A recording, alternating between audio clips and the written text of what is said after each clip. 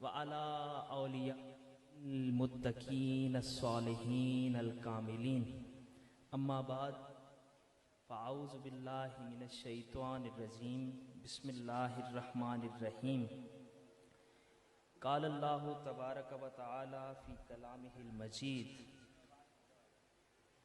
من عمل صالحا من ذکر او انثى وهو مؤمن فَلَنُحَيِّيَنَّهُ حَيَاةً طَيِّبَةً وَلَنَجْزِيَنَّهُمْ أَجْرَهُمْ بِأَحْسَنِ مَا كَانُوا يَعْمَلُونَ صدق اللہ العظیم۔ زینت مسند صدارت عزیز جان بہت پیارے بھائی صاحبزادہ سید علی حسن دامہ اقبالہ و دامہ فیوزہ العالی، دیگر میرے سادات بھائی صاحبزادہ سید مدثر حسین گیلانی شاہ صاحب، جتنے بھی خواجہ خواجگاں سری الدعا اور شیخ المشائخ ہمارے جد اعلیٰ حضرت خواجہ سید محمد سعید شاہ الگیلانی چشتی صابری رحمہ اللہ تعالی علیہ، آپ کی جتنی اولاد، آپ کے جتنے عیال یہاں موجود ہیں، سبھی کو بہت ہی ادب سے السلام علیکم۔ آپ کے جتنے متوسلین مریدین یہاں تشریف فرما ہیں ان سب کو بھی۔ میں خطیب نہیں ہوں، چھوٹے بھائی سید علی حسن صاحبزادہ صاحب مسند صدارت پر بہت خوبصورتی کے ساتھ جلوہ افروز ہیں، ان کا حکم تھا کہ آپ گفتگو کیا کریں تاکہ یہ ہماری خانقاہ سے پیغام جائے اور ہمارا اپنا ہو۔ تو میری آپ سے گزارش ہے کہ جو باتیں ہوں انہیں اسی زاویہ نگاہ سے، اسی انداز میں سنیں کہ یہ پیغام ہے جو ہمارے مشائخ کا، ہمارے آباء و اجداد کا، صاحبزادہ صاحب کا آپ سب کے لیے اور ہم سب کے لیے ہے، تو بہت بہتر رہے گا۔ پچھلے سال میں نے گفتگو کی تھی سما پہ، اور آج میں گفتگو کروں گا۔ اس وقت میں نے کہا تھا کہ پھر کبھی موقع ملا تو ہم یہ دیکھیں گے کہ ولایت کیا ہوتی ہے اور اولیاء کون ہوتے ہیں۔ آج وہی موقع ہے، اور انشاءاللہ اگلے سال زندگی رہی تو ہم ایک اور موضوع پہ بات کریں گے جس کی طرف آج میں اشارہ کر دوں گا۔ اللہ تعالیٰ نے انسانوں کی ہدایت کے لیے دو طرح کے لوگ باقاعدہ بھیجے، شروع سے نبی کریم صلی اللہ علیہ وآلہ وسلم تک اور پھر قیامت تک۔ پہلی جماعت یا گروہ کو انبیاء کہا جاتا ہے، اور دوسرے صالحین ہیں یعنی اولیاء ہیں۔ یہ تو آپ سب کو پتہ ہے، لیکن نبوت اور ولایت میں فرق کیا ہوتا ہے یہ آج سنیے۔ نبی وہ ہوتا ہے جس پہ وحی نازل ہوتی ہے۔ اچھا، یہ متکلمین کہتے ہیں، تین گروہ ہیں متکلمین کے، فلسفیوں کے، صوفیاء کے۔ متکلمین یعنی وہ جو مناظرے کرتے ہیں، کلام کرتے ہیں علماء، وہ کہتے ہیں نبی وہ ہے جس پہ وحی نازل ہوتی ہے۔ اچھا، وحی نازل ہوتی ہے تو قرآن مجید تو کہتا ہے وَأَوْحَىٰ إِلَى النَّحْلِ، ہم تو شہد کی مکھی پہ بھی وحی نازل کرتے ہیں، تو پھر نبی میں اور شہد کی مکھی میں کیا فرق ہے؟ نبی وہ ہوتا ہے جس پہ وحی نازل ہوتی ہے، وہ وحی جو انسانوں کے لیے شریعت بنتی ہے، اس کو کہتے ہیں وحی مطلوب۔ مطلوب تلاوت سے ہے، یعنی جبریل آتے ہیں باقاعدہ تلاوت کرتے ہیں، تو یہ وحی ہے جسے مطلوب کہتے ہیں۔ ایک اور وحی بھی ہے جسے وحی غیر مطلوب کہتے ہیں۔ اللہ تعالیٰ نے قرآن مجید میں کہا نا کہ وَمَا يَنْتِقُ عَنِ الْهَوَىٰ إِنْ هُوَ إِلَّا وَحْيٌ يُوحَىٰ، یہ نبی اپنی خواہش اور منشا سے کچھ نہیں بولتے، وہی بولتے ہیں جو ان کی طرف وحی آتی ہے۔ تو نبی جو کچھ بولتے تھے وہ وحی ہوتی تھی، لیکن قرآن نہیں ہوتا تھا، سارا کچھ قرآن نہیں ہوتا تھا، کچھ حدیث ہے جسے ہم وحی غیر مطلوب کہتے ہیں۔ فلسفی کیا کہتے ہیں؟ فلسفی کہتے ہیں کہ وہ انسان جس انسان کا شعور اچانک بیدار ہو جائے عقل آ جائے اور وہ عقل کامل سے ایک طرح کا ارتباط یعنی تعلق اختیار کر لے تو وہ نبی ہوتا ہے. فلسفیوں کی بات کون مانتا ہے جی؟ چلیں رہنے دے. صوفیاء کیا کہتے ہیں؟ صوفیاء کہتے ہیں کہ النبوہ ہوا الاتصال مع الحقیقت المحمدیہ، کہ نبوت کیا ہے؟ نبوت حقیقت محمدی سے تعلق کا نام ہے. اب یہ حقیقت محمدی کیا ہے؟ اگر ہمیں موقع ملا تو ہم اس پہ اگلے سال بات کریں گے. حقیقت محمدی اور اس کا ظہور کامل نبی کریم صلی اللہ علیہ وآلہ وسلم کی صورت میں ہوا. اور آپ نے فرمایا کہ ایک بہت خوبصورت محل ہے نبوت کا، اس کو لوگ دیکھتے ہیں، دیکھ کے اشش کرتے ہیں کیسا سونی عمارت ہے، کیسی خوبصورت عمارت ہے، لیکن اس کے عین دروازے پہ سامنے ایک اینٹ یا ایک بلاک کی جگہ خالی. میں وہ اینٹ ہوں جس نے اس نبوت کے قصر عالی شان کو مکمل کر دیا. تو اب لا نبیہ بعدی، نبوت ختم، نبی ختم. چونکہ جس حقیقت محمدیہ سے اتصال کا نام نبوت ہے وہ حقیقت محمدیہ کامل ظہور کر چکی. اب نبوت ختم، نبی نہیں آئے گا. ہدایت کا ذمہ کن کے سر ہوگا؟ اولیاء. خاتم النبوہ نبی کریم صلی اللہ علیہ وآلہ وسلم ہے. اور اب خاتم الولایہ کون ہے؟ کہ جب نبوت کا اختتام ہوا اور اب جب کوئی پہلے نبی تھا وہ بھی نبی کریم کی ذیل اور ضمن میں تھا، آپ کے پیروکاروں میں تھا، اور جو ولی تھا وہ بھی نبی مکرم صلی اللہ علیہ وآلہ وسلم کی اسی حقیقت محمدیہ کے تابع تھا. تو اب ولایت کا خاتم کون ہے؟ ولایت کا خاتم وہی ہے کہ 110 بدری صحابہ. یہ یاد رکھیے گا، یہ حدیث 110 بدری صحابہ روایت کرتے ہیں اور اس کا درجہ متواتر ہے. اگر 10 لوگ ایک حدیث کو بیان کر دیں تو وہ تواتراً اس سطح کی ہو جاتی ہے کہ قرآن کی آیت کے ساتھ برابر ہوتی ہے.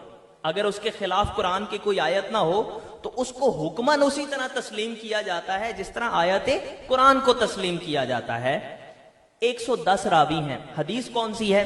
غدیر کے موقع پہ نبی کریم صلی اللہ علیہ وآلہ وسلم نے ایک ہاتھ پکڑا ہے اور اسے بلند کر کے فرمایا ہے.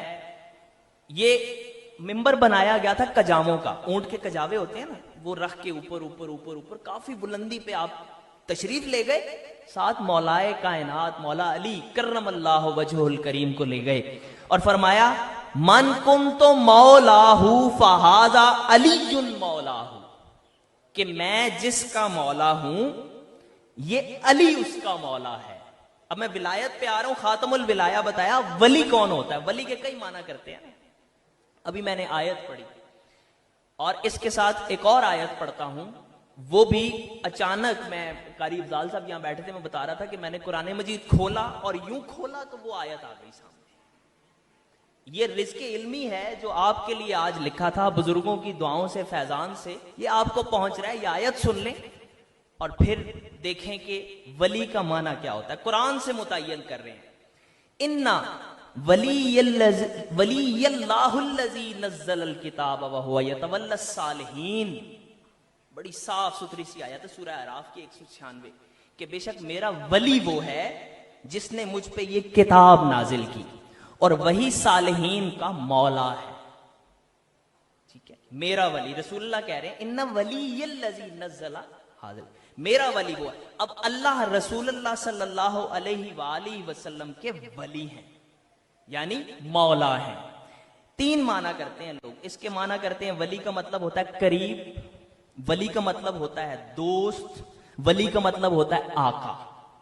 ٹھیک ہے، تو میں جس کا ولی ہوں وہ اللہ ہے اور میرا ولی جو ہے وہ علی ہے.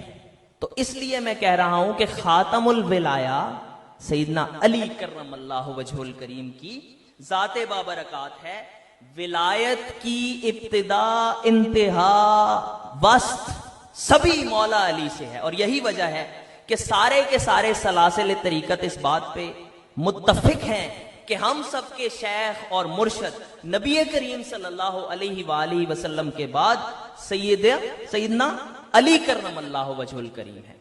اور ولی اس کو کہتے ہیں ولایت کبریٰ. ایک اور ولی بھی ہیں جو ولایت صغریٰ میں جن کی مہر لگتی ہے. وہ کون سے ہیں؟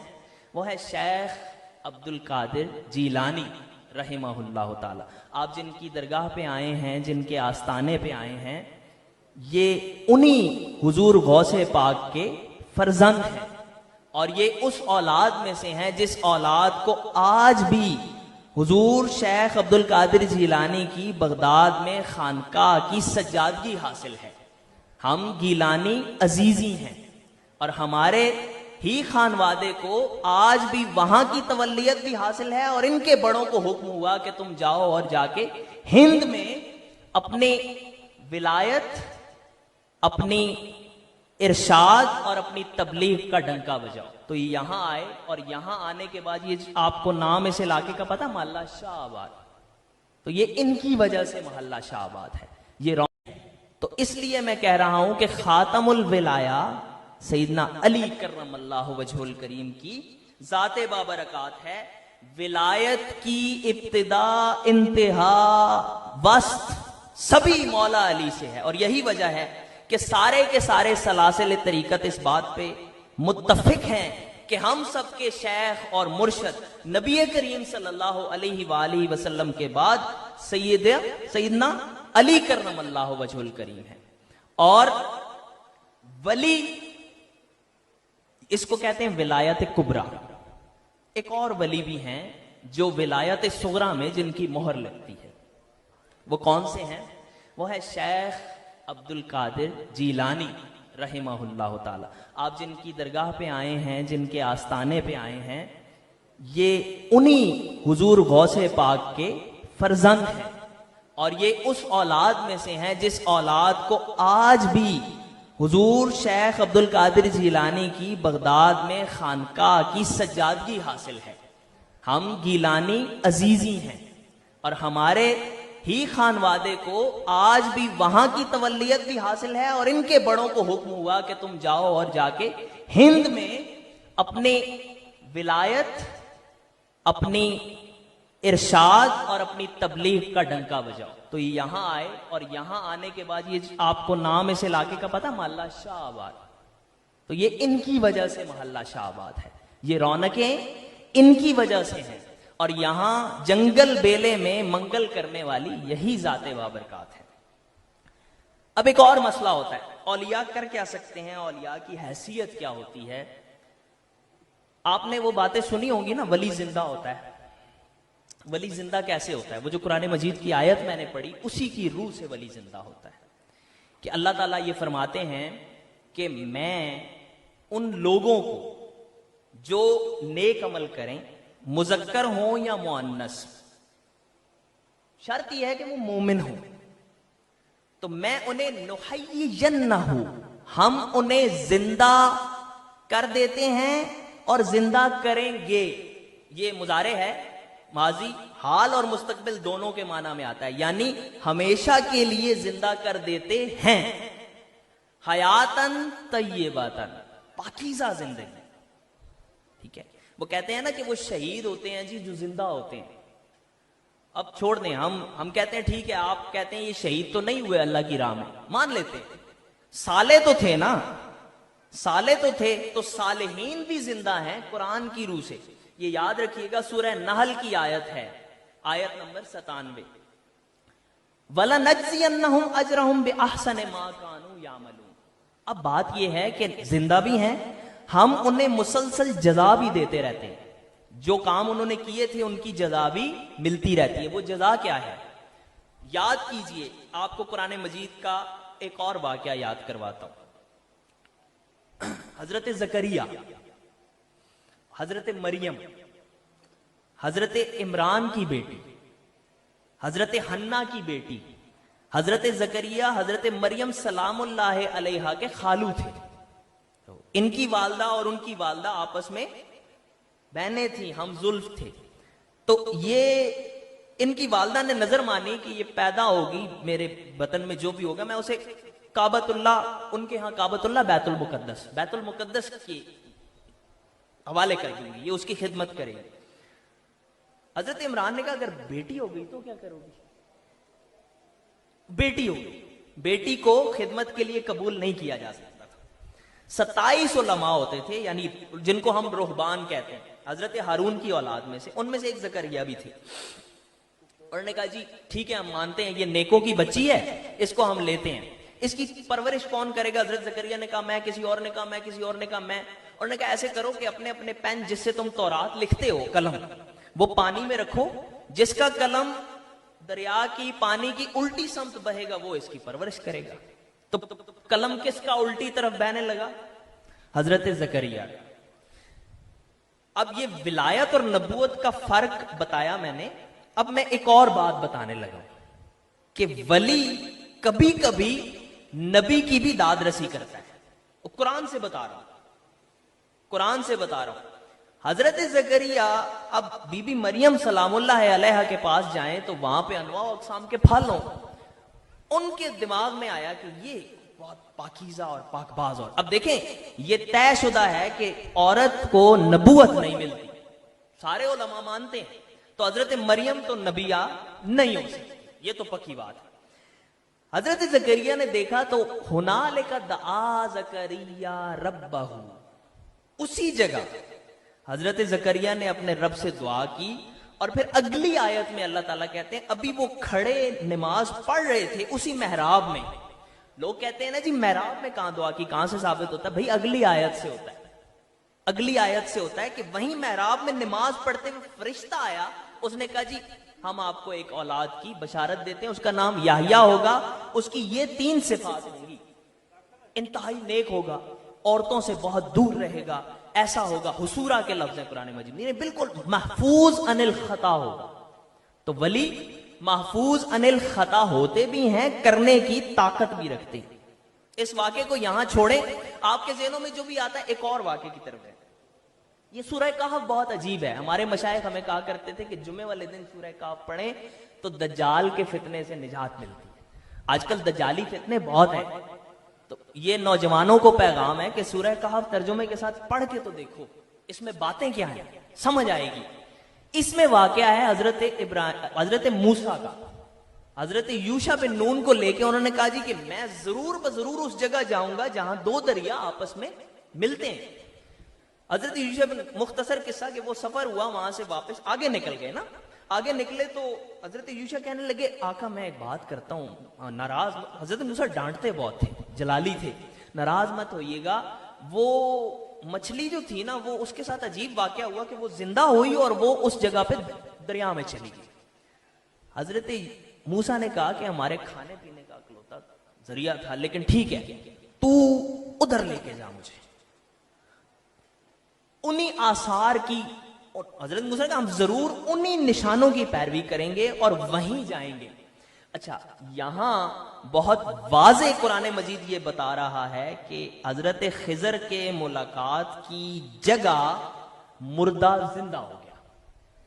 حضرت موسیٰ کو اس جگہ کا نہیں پتا تھا، لیکن حضرت موسیٰ نے پہچانا کیسے کہ اولیاء کی موجودگی کی جگہ وہ ہوتی ہے جہاں مردہ زندگی کو دوبارہ زندگی مل جاتی ہے، مردوں کو حیات نو ملتی ہے. اب آپ اس کے معنی بہت سے کر سکتے ہیں، ان میں ایک معنی جو سب سے مناسب ہے وہ یہ ہے کہ مردہ دلوں کو زندگی ملتی ہے، اور وہ زندگی کیا ہے؟ اللہ کا ذکر.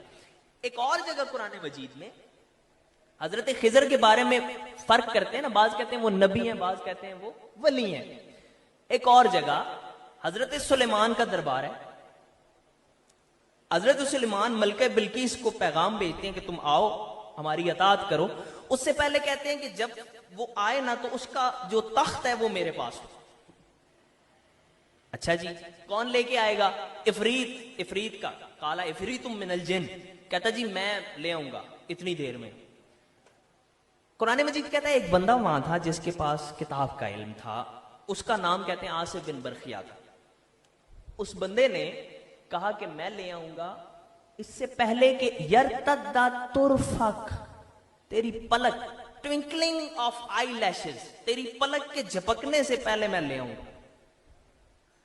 تو وہ تخت وہاں پہ لے آئے۔ اب یہ بندہ جس کے پاس کتاب کا علم تھا، وہ کہتے یہ ہیں کہ یہ اس کے والد تورات لکھا کرتے تھے، حضرت داؤد کی زبور، حضرت موسیٰ کی تورات یہ لکھا کرتے تھے، تو ان کا بیٹا، یعنی ولی صرف قرآن کی روح سے وہ ہے جس کے پاس مردہ کو زندگی ملتی ہے، جس کے پاس نبی کی دعا بھی قبول ہوتی ہے، اور جس کے پاس اور کیا ہوتا ہے، جس کے پاس پلک جھپکتے میں نبیوں کی بھی مشکل کشائی ہوتی ہے۔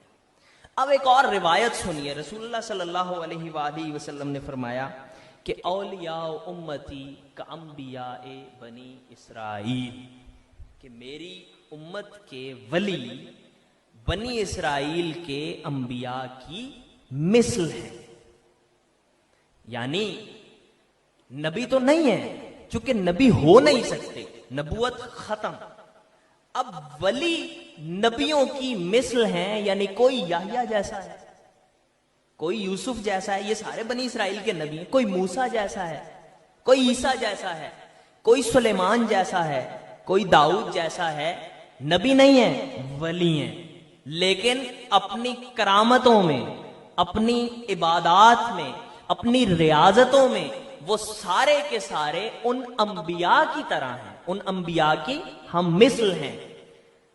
تو اب آپ جب اولیاء کے قصے پڑھیں نا، تو ساتھ انبیاء کے قصے بھی پڑھیں، پھر آپ کو پتہ چلے گا۔ اور جس کو ہم خاتم الولایہ کہتے ہیں، اب اس کو دیکھیں اور اس کے بچوں کو دیکھیں، امام علی مقام کو دیکھیں۔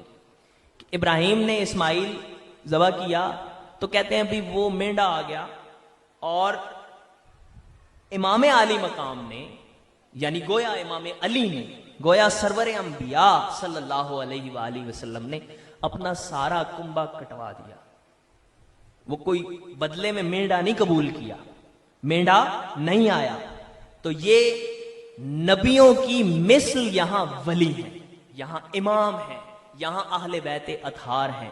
اسی لیے نبی کریم صلی اللہ علیہ وآلہ وسلم نے فرمایا کہ انی تارکن فی بنی اسرائیل کے انبیاء کی مثل ہے، یعنی نبی تو نہیں ہے، چونکہ نبی ہو نہیں سکتے، نبوت ختم، اب ولی نبیوں کی مثل ہیں، یعنی کوئی یحییٰ جیسا ہے، کوئی یوسف جیسا ہے، یہ سارے بنی اسرائیل کے نبی ہیں، کوئی موسیٰ جیسا ہے، کوئی عیسیٰ جیسا ہے، کوئی سلیمان جیسا ہے، کوئی داؤد جیسا ہے، نبی نہیں ہے، ولی ہیں، لیکن اپنی کرامتوں میں، اپنی عبادات میں، اپنی ریاضتوں میں وہ سارے کے سارے ان انبیاء کی طرح ہیں، ان انبیاء کی ہم مثل ہیں۔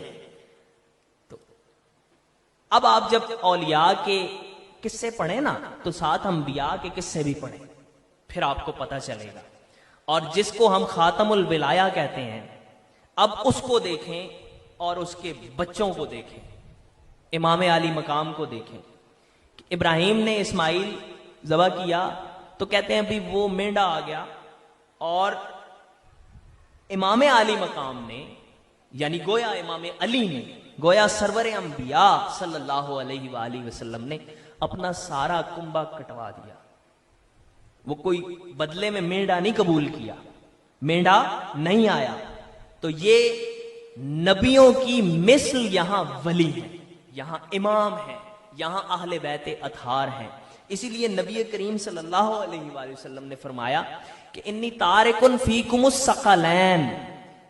اچھا، یہ روایت دو طرح بیان ہوتی ہے، یاد رکھیں، آپ نے علماء سے ہمیشہ یہ سنا ہوگا انی تارکن فیکم الثقلین کتاب اللہ و سنتی، یہ بھی ہے، لیکن اکثر روایہ، جو اکثر الروایہ ہے ہمارے محدثین کے نزدیک، وہ ہے انی تارکن فیکم الثقلین کتاب اللہ و اطرتی، ایک اللہ کی کتاب چھوڑے جا رہا ہوں، ایک اپنی آل چھوڑے جا رہا ہوں۔ اب آل ہو یا سنت ہو، اگر کسی نے رسول کی سنت کو زندہ کیا تو وہ بھی اہل بیت اطہار ہے. ہمیشہ ہر دور میں تاریخ اٹھا کے دیکھیں, اپنے زمانے کے روشن ترین لوگ آپ کو اہل بیت اطہار میں سے نظر آئیں گے. اور اگر کسی نے قرآن کے ساتھ تمسک کو باقی رکھا تو وہ بھی اہل بیت اطہار ہے. اور یہی اہل بیت اطہار قیامت تک وہ آل میں سے ہے نبی مکرم صلی اللہ علیہ وآلہ وسلم کی, ظاہراً بھی اور باطناً بھی, جو نبی کریم صلی اللہ علیہ وآلہ وسلم کے ساتھ روحانی قرب اختیار کر لیتا ہے. میں نے پچھلے سال بات کی تھی, ایک حدیث سنائی تھی, وہ یاد رکھیے اگر آپ, تو آپ کو یہ اندازہ ہو جائے گا کہ نبی کریم صلی اللہ علیہ وسلم کے ساتھ جتنی مماثلت ہوگی اتنا زیادہ وہ نیک ولی ہوتا جائے گا. اور یہ اولیاء قیامت تک ہدایت اور ارشاد کا مرکز ہیں, روشنی کا مرکز ہیں, خیر کا مرکز ہیں, فلاح کا مرکز ہیں, زندگی دیتے ہیں. لیکن شرط یہ ہے کہ قرآن مجید میں الحمد شریف کے بعد پڑھنا شروع کریں. ذالک الکتاب لا ریب فیہ ھدی للمتقین. متقین کون ہیں؟ الذین یؤمنون بالغیب. پہلی شرط یہ ہے, ابھی بھی ہم نے پڑھا نا, وَهُوَ مُؤْمِنٌ, اس کا مومن. مومن کون ہے؟ جو ایمان بالغیب لے کے آتا ہے. وہ دلیل نہیں مانگتا, وہ کہتا ہے کہ بس یہ میرے اللہ نے, میرے رسول نے, میرے مرشد نے حکم دیا ہے, اگر یہ غیر شرعی نہیں ہے تو میرا اس کے لیے میرا بجا لانا واجب ہے. یہ ہے ایمان بالغیب. وَيُقِيمُونَ اب یہ اولیاء کی نشانیاں بتا رہے ہیں, صالحین کی نشانیاں اللہ تعالیٰ بتا رہے ہیں. یقیمون الصلاۃ, نماز قائم کرتے ہیں. یؤتون الزکاۃ, زکات دیتے ہیں. ایک اور جگہ قرآن مجید میں آتا ہے کہ رجال لا تلہیہم بیع ولا تجارت عن ذکر اللہ. یہ وہ لوگ ہیں جنہیں بیع و شراء یعنی خرید و فروخت اور تجارت اللہ کے ذکر سے دور نہیں کرتی. ان کی پہلو, رات ہوتی ہے نا 3 بجتے ہیں تو ان کے پہلو ان کے بستروں سے جدا ہو جاتے ہیں. یریدون وجہہ ولا, اور پھر اللہ کے رسول کو کہا ولا تعدوا عیناکان, ان کو دیکھتے رہیں. یہ چہرے ہیں جن کو دیکھنا آپ کے لیے بھی ذوق اور شوق کا باعث ہے, اور ان کے لیے بھی آپ کی نظر کرم مزید فیض یابی کا وسیلہ ہے. اسی لیے تو ہے نا کہ کس کے چہرے کو دیکھنا عبادت ہے جی؟ آپ کو یہ بات پتا ہے؟ ایک صحابی ہیں جن کا پروٹوکول ہے, کرم اللہ وجہہ الکریم, اور حضرت سیدنا ابو بکر صدیق رضی اللہ تعالیٰ عنہ فرماتے ہیں کہ النظر الی وجہ علی عبادت, علی کے چہرے کو دیکھنا عبادت ہے. اور حضرت ابو بکر صدیق نبی کریم سے روایت فرما رہے ہیں کرم اللہ وجہ الکریم, باقی سارے رضی اللہ تعالیٰ عنہ ہیں, یہ کرم اللہ وجہ الکریم ہے. کیوں؟ اللہ تعالیٰ نے ان کے چہرے کو بزرگی عطا کی, اللہ تعالیٰ نے ان کے چہرے کو نورانی کیا, اللہ تعالیٰ نے ان کے چہرے کے دیکھنے کو عبادت قرار دیا. باپ کے چہرے کو دیکھنا حج ہے, علی کے چہرے کو دیکھنا سب کے لیے حج ہے اور عبادت ہے. یہ علی کون ہے؟ ولی ہے. وہی بات کہ یریدون وجہہ ولا تعدوا عیناک عنہ. تو رسول اللہ صلی اللہ علیہ وآلہ وسلم سے کہا کہ ان کے ساتھ مزید پیار کریں, ان کو مزید فیض عطا کریں. مختصر کرتا ہوں جی, پیغام یہ ہے کہ اولیاء فی زمانہ, یہ جو مشائخ ہیں جنہوں نے یہاں جو لوگ ان کے جاننے والے ہیں, ان کو بہت اچھی طرح سمجھنے والے ہیں, انہیں پتہ ہے کہ ساری رات یہاں گھومتے رہتے تھے اور سورہ مزمل, سورہ یاسین کی تلاوت کرتے رہتے تھے. میں نے کہا سریع الدعا, میں نے اپنے ابا جی قبلہ سے سنا ہے کہ تایا کی یہ خاصیت تھی کہ وہ دعا کے لیے ہاتھ اٹھاتے تھے تو اپنے مرشد خانے کی طرف دیکھتے تھے, اور دعا میں ان کی کیفیت یہ ہوتی تھی کہ دعا کے فوراً بعد ہی بتا دیا کرتے تھے کہ بچہ اللہ خیر کرے گا یا بچہ مسئلہ نہیں ہوگا, کام نہیں ہوگا یا ہو جائے گا. تو یہ ان کا نارمل روٹین تھی ان کی. تو یہ کہاں سے آتا ہے؟ ساری رات عبادت کرنے سے آتا ہے, اللہ تعالیٰ کو راضی کرنے سے آتا ہے. چونکہ ولایت نام ہے خدا کی قرب کا, اور شیخ اکبر ساروں کے شیخ اکبر حضور داتا علی حجویری کے شیخ, محی الدین ابن عربی فرماتے ہیں کہ الولایت لیس لہو انقطاع ولکن نبوت یعنی سادہ لفظوں میں کہ نبوت ختم ہو گئی، ولایت کبھی ختم نہیں ہوگی. کیوں؟ کیونکہ ولایت اللہ کے رازوں میں سے ایک راز ہے، اس نے ہمیشہ رہنا ہے. تو اللہ تعالی ہم سب کو اولیاء کاملین کے ساتھ منسلک رہنے، ان کی تعلیمات پہ عمل پیرا ہونے اور ان جیسا ہونے کی توفیق عطا فرمائے. اور یہ کام آسان نہیں ہے، میں مارنی پڑتی ہے. تو اگر اولیاء کے پاس آئیں تو جھک کے آئیں، عاجزی سے آئیں، انکساری سے آئیں اور ان سے فیض لیں. اللہ تعالیٰ آپ کو حیات نو بخشے، اللہ تعالیٰ آپ کو علم لدنی علم باطن عطا کرے. وما علینا الا البلاغ.